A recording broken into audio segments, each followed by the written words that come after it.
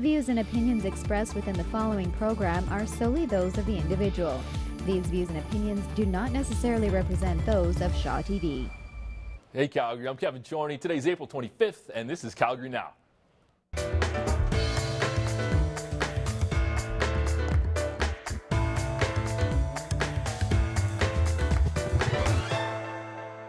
While whoever said idle hands are the devil's tools may not have been referring to the potential mischief today's bored youth can come up with, the thought may come to mind when one wonders what trouble idle youth can get into when there's really nothing to do.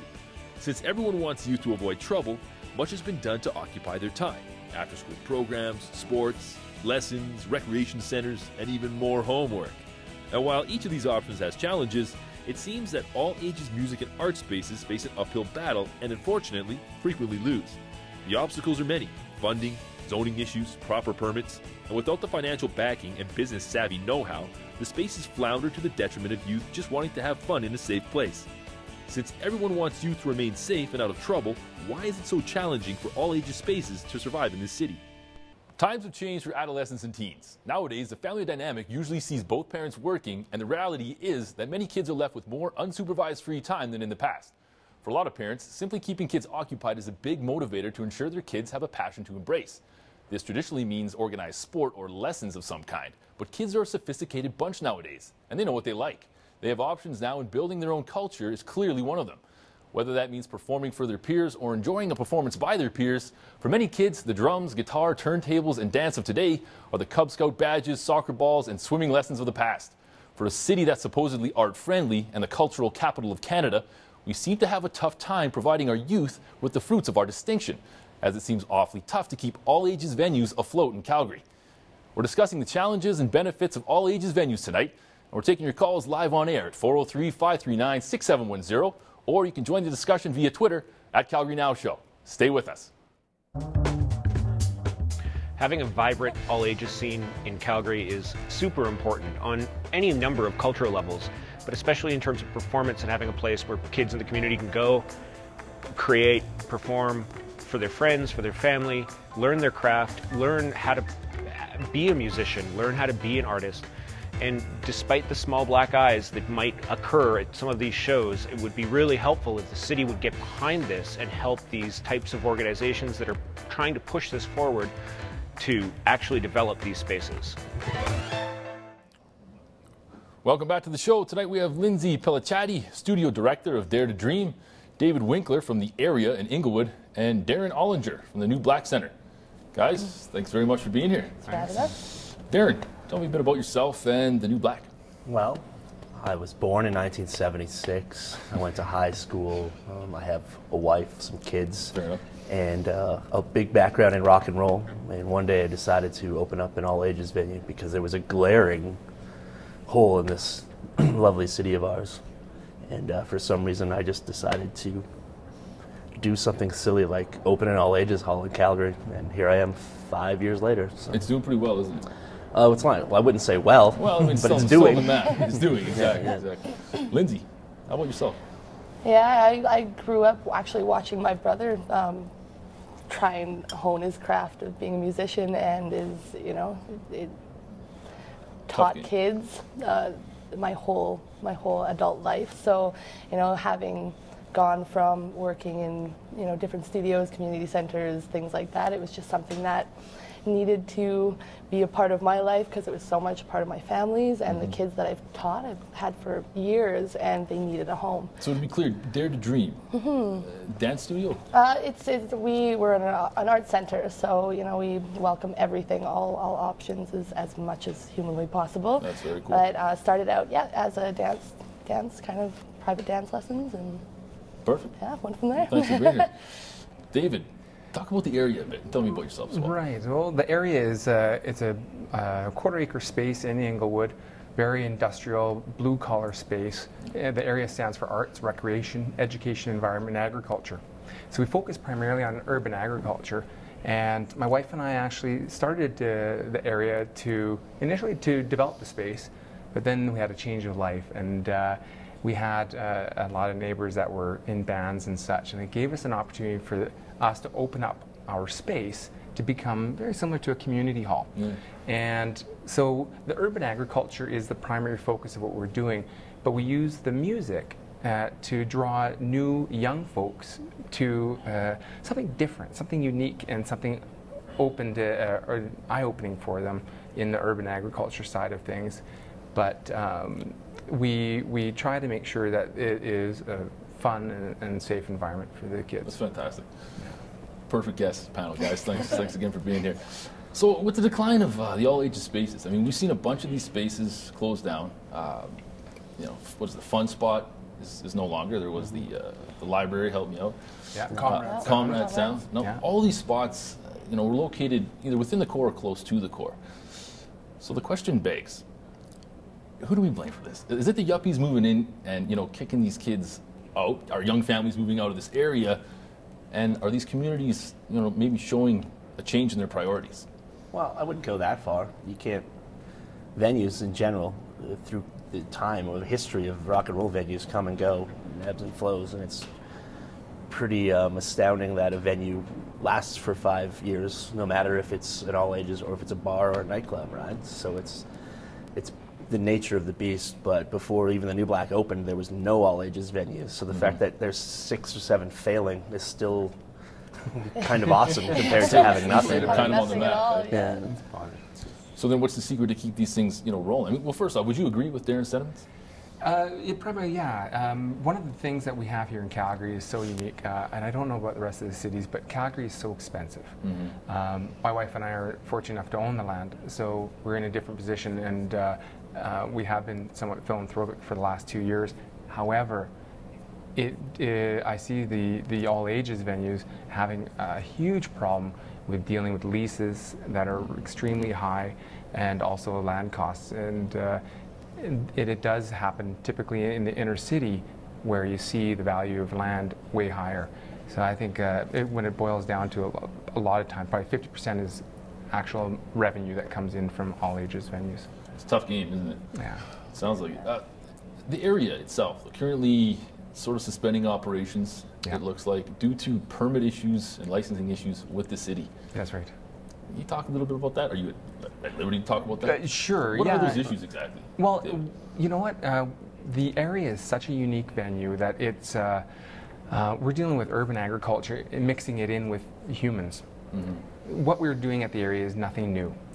How we're living our lives today in Calgary is new in the last 50 years. That's new. What we're doing here at the area is old-time community. So the City of Calgary has, especially the ground level troops at the City of Calgary have a really difficult time understanding what the area is all about. So we've been working with senior administration and the Alderman Giancarlo Carra, for the last year and a half now. And basically there's been some lack of communication between the different rungs on the ladder. And my wife and I thought we were doing the exact thing. Every time we was asked for us to do something, we did it. Unfortunately, it took one person to say, "You're not doing the right thing," and took the carpet right up from under our feet within a day. Like a frustrating experience, to say the least. Hugely Now, disappointing. Comrade Sound was shut down due to zoning issues. I'm not entirely sure. Maybe you can enlighten me what a zoning issue Well, the New would Black be. had a zoning issue as well, and we rectified it with the city. A lot of all ages places have problems too, because, and Dave's running into this right now too, is because the city sees you as one thing, and then you're putting your shows on. It's almost like we're being shifty about it. You know what I mean? And so somebody that doesn't understand how harmless and fun it is, trying to explain that to someone in the city or anywhere that doesn't get the culture, fears it, right? And that was the problem with New Black, and that was definitely the problem with Comrade Sound, because I believe they were a bookstore. Do you know what I mean? That was putting gigs on. So obviously that's going to raise the red flags from the city that just is looking at on paper. You know what I mean? Yeah, So, sure. so it's like if you're running a daycare and selling pizza from or whatever, people would be like, "That's not cool." So I don't know. So I can kind of see it from the city's aspect too, and that's why the New Black, when we came through our zoning issue, it was a daunting task to work with the city. They were really cool working with us, but it was awesome for us because we were always just an all ages venue. on paper, it was more of a clerical issue as opposed to any parallels with Dare to Dream? Well, we're in a community, so we're out in the boonies. We're on the I wouldn't say boonies, varsity. Well, we're pretty out there compared to where the rest of the kind of all ages seems to be, other than community centers and things like that. And I mean, we right now being in the space that we're in, we're already just from the few shows, just hearing from the community or even the tenants that are in our building, just not being used to the culture, and it's really scary actually to see that, you know, it takes one phone call to have a whole group of kids stereotyped, even though all they're wanting to do is play their music, listen to their music, support their peers, and have a place to belong. And Absolutely. they don't get that because they're looked down upon. I get it. I'm 28 years old, and people glare at me thinking, why do you can't own... Well, this is what fascinates me, is that you would hope that the city would get behind and make it easier, you know, for these type of venues to flourish and function. But they don't. What the city does and what her neighbors do, they don't see an all ages hardcore show as art, right? That's what we're always fighting against too. Like, and then she supports the arts, but he supports his arts. Or my mom supports arts, but she supports her knitting circle. Do you know what I mean? Yeah, like sure. it's. But if I tell my alderman that.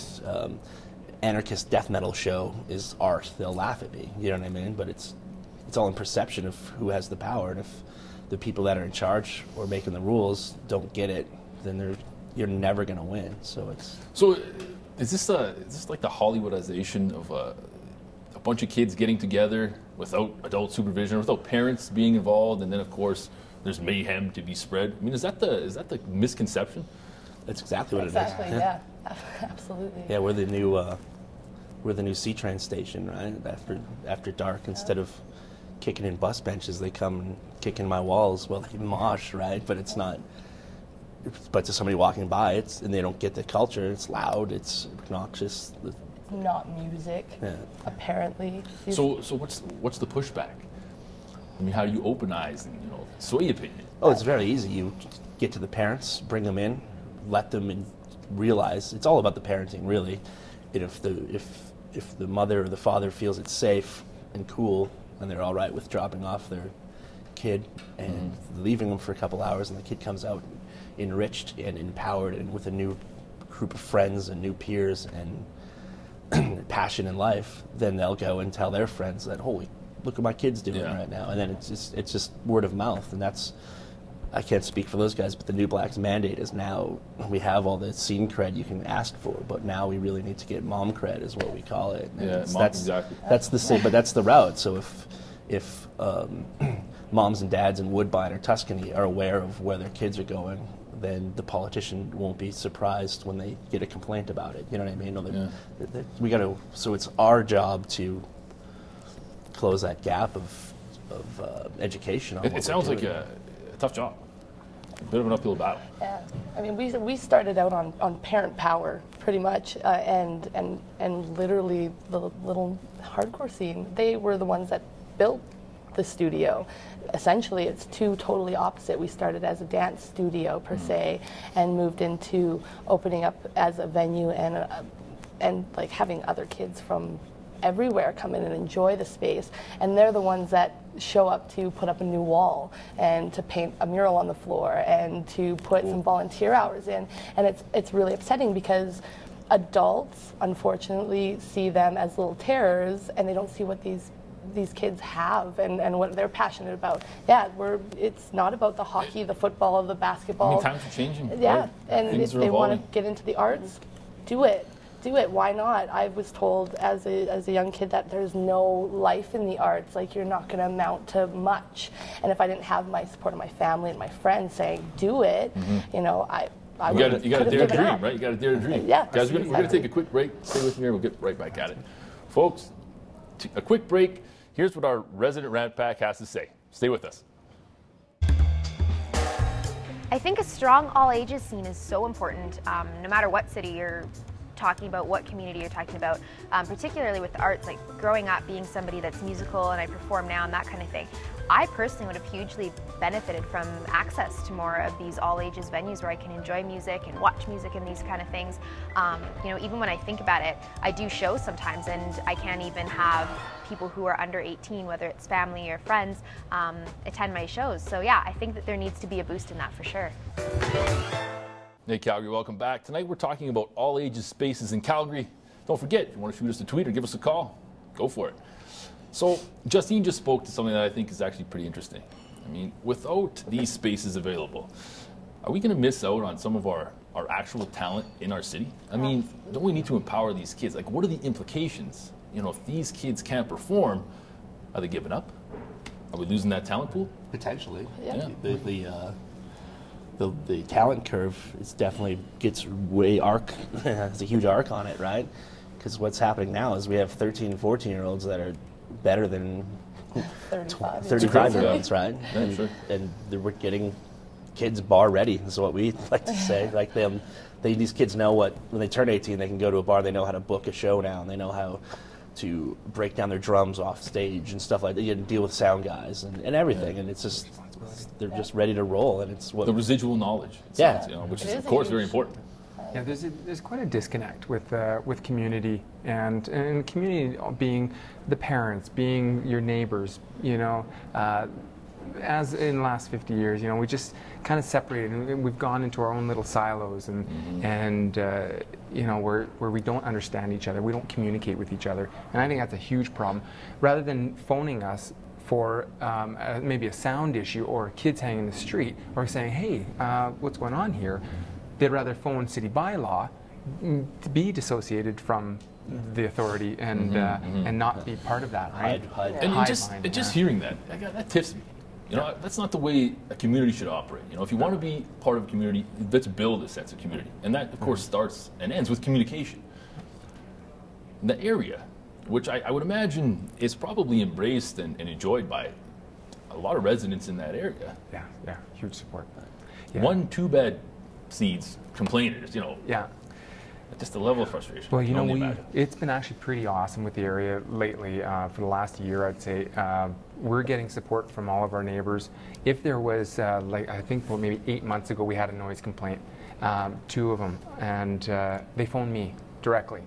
That's what I call community. That's exactly what I'm talking about. They phoned me, and I ran down and said, "Okay, guys, shut it down." And we need to talk. We need to learn, because you know, I didn't know that 10 o'clock, maybe someone's child is sleeping. That's very important for me to know and for them to communicate to us. We need that opportunity to work with the community and vice versa. Absolutely. Now, I know some of the concern as far as the misconception goes. Bunch of kids, bunch of adolescents, teens in the spot. Everyone's going to gravitate to drugs. There's worries, there's concerns. What protocols are in place to ensure that kids are indeed safe, and that they're not going to be mixed up in drugs or drug paraphernalia, for that matter? For our music venue, what we do is, or the shows, we ensure that the promoters, because we don't actually run the shows. It's you're talking about breakdown and setup and that. It's the kids that actually run the entire thing, the promotion, the getting any kind of pop or juice or any kind of snacks for their These guests. are kids, like organizing the whole show. Yeah, they got the whole show, Yeah. and it's awesome because it gives them some responsibility. But you know, it comes down to them. We ensure that they have volunteers to patrol the streets around our neighborhood, and make sure that after they're finished their venue, that they clean up my neighbor's front lawn if there's any problems, and also on site to ensure that, you know, the kids are being. First of all, I don't say if there's any problems in the venue. I say, are you happy and are you comfortable? Not is there a problem there?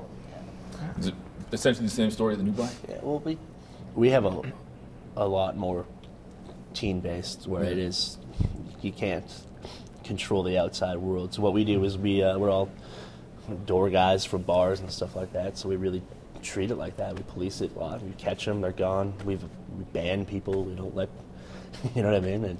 I'd rather have more moms there than troubled kids, right? Yeah, probably. The Dare to Dream. Dare to Dream has been embraced, it would seem, for the most part, really well received by the community of our city. Yeah. How did you go about that to begin with? Now, was that like an aggressive advertising campaign, knocking on doors? Nothing. Actually, it's all word of mouth. We started word of mouth, and we've grown from there, and it has been a beautiful sense of community in the people that have been willing to come in and ask the questions. You know, what can my kid do here? What can we do to help you? Where can they go? I mean, I have kids in the dance side of things that are now dabbling in coming to the shows, and now they have that because they're comfortable where they are, so now they get to enjoy shows in their home as they see it. So then they tell their friends, and their friends tell their friends, and the parents are more than willing to come and drop the kids off and even come to a show. The last show we ran, there was a band that we brought out. There was one high school band, and every one of their parents were there, and you know, there was a couple from outside of town that were younger, and they brought we had a 5-year-old little girl there until 1 o'clock in the morning. Cool. You know, so it's like fantastic. It's that sense of community and that builds it, but it's now trying to establish ourselves in the community as a good thing, and the community of Varsity and Dalhousie being so close to the train station. It's a great spot, but it's, will the community accept us and accept the kids and accept the adults that come into the shows and the different communities that we start to bring together, because that's the bottom line, is uniting the arts. You know, we need to have a space. And being that, you know, Varsity is chock full of young families the way that it is, it's almost what you're running is essentially a role model for what could potentially maybe spread around the city. Now, that would mean that, you know, maybe some of these venues in the future won't be in the core, the cultural, you know, center of our city. They don't have to be. Exactly. As long as they're by a C-train line, kids can get to you, right? Absolutely. So. And it's beautiful when you can work like together. I mean, I go to shows of the New Black all the time. That's where my brother used to do a lot of shows, you know. And you know, I've never had the chance to be at the area, but I hear nothing but amazing things about these spaces, and having that community sense that we can all sit here and we all respect one another. How come everybody else from the outside can't see that it is a good thing? It's not. We're not raising hooligans. We're raising kids' awareness of what they could potentially be when they grow up, and giving them different opportunities and exposing them to different things that they might not be able to do. And we're giving them stuff to do. Period. Calgary's a boring town, especially if you're 15 and you don't play sports. There's nothing to do in this town. Well, I think that's when a lot of kids gravitate towards, you know, maybe graffiti. You know, graffiti culture in Calgary was really big for a little bit of time until it was really cracked down upon. I mean, this is, sure, you can call it, we can have the debate another time. I mean, for some it's art, you know, for some it's destruction. If you view it as destruction, you know, let's harbor these kids and get them involved in something where, you know, they're not destroying, they're being creative, they're enjoying. Instead of smashing a bus shelter, they're coming to a gig. So I'm basically, for every bus shelter we save the city $1 million a year just from having all ages. So you're a no-brainer. City of Calgary. Exactly. Well, our space is like our venue's a little bit different in the sense that we ask the artists, the kids, to come in. Our whole floor is murals. Like, we want them to come in and hone that art of graffiti art, because I'm a big supporter of it. I'm a big fan of graffiti, absolutely. And now they have a space to do it in that's safe, that's, you know, like they can come in and be like, I did that on that floor and it's going to stay there. Exactly. You know, instead of getting a slap on the wrist and called a hooligan because they're... And not only that, but it harbors, you know, there's not a lot of legal walls in Calgary for kids to, you know, practice their craft. And I think it sort of harbors that, again, that mentality of creation over destruction, and really hones on the art aspect of it. Well, look at the city of Airdrie. They've taken that and really accepted that culture. One of my good friends is, you know, he did a lot of that work out there, and it's beautiful because it's not a new community, but it's small and it's 15 minutes away from us. So how come we, as this huge city, aren't embracing that artistic creativity? Why not? Churches, community halls, now how do they differ? I mean, sure, you can go to a church and you can organize to have, you know, maybe a rock show or have a DJ there, have kids, or a community hall, you know, dancing and whatnot. How do those venues, or would-be venues, differ from the permanent placements like the three of you run? A community hall is city property, and it's run by the community members, the volunteers at the community. and a lot of times that they're quite embracing. But a community hall typically is in the center of the community, and it is the eyes are on that community hall a lot. And the city policies are designed to remove themselves from liabilities. That's part of the problem I see. When there is a problem at a community hall, the city's right there immediately to ensure that that doesn't happen again. And they tell the volunteers at the community hall. It's kind of a cold way in which our city's growing, where it's about being litigious. You know, how do you stop kids from getting hurt? And it's part of life. And kids get hurt all the time. They're not going to do it here. They're going to do it somewhere else. And if we don't give them that respect of taking care of themselves, which we don't, because I think we coddle our kids a lot, then they're going to be those hooligans, because they need to fight. They need to fight for themselves. And in the community center thing too, it's an expensive venture for a kid, because they don't have. They have to rent the room, then they have to rent the PA, then they have to find some guy that knows how to run the stuff. Do you know what I mean? But with our venues, they just come in and push play basically, and it's already there for them. It's ready to go. What else is offered though? I mean, there's more than just, you know, it's convenient for the kids. Is it like the fact that it's a permanent installation? Is it that sense of belonging that, you know, you're not going to get with the church or a community hall? Absolutely, and it goes back to the graffiti stuff. Some kid comes in and writes his name on the wall. I don't paint over it, you know what I mean? Just leave it there, and 3 years later he comes back and it's still there, and it's the coolest thing. It's part of it, and what happens is kids are awesome about it, and people at the city are too. I hate that we're just sitting here bashing the city, but the city's... I wouldn't say we're bashing the city. Well, I just don't want to come across like that, no. But the kids are there, and then they feel like they're part of something, and most kids that are into this...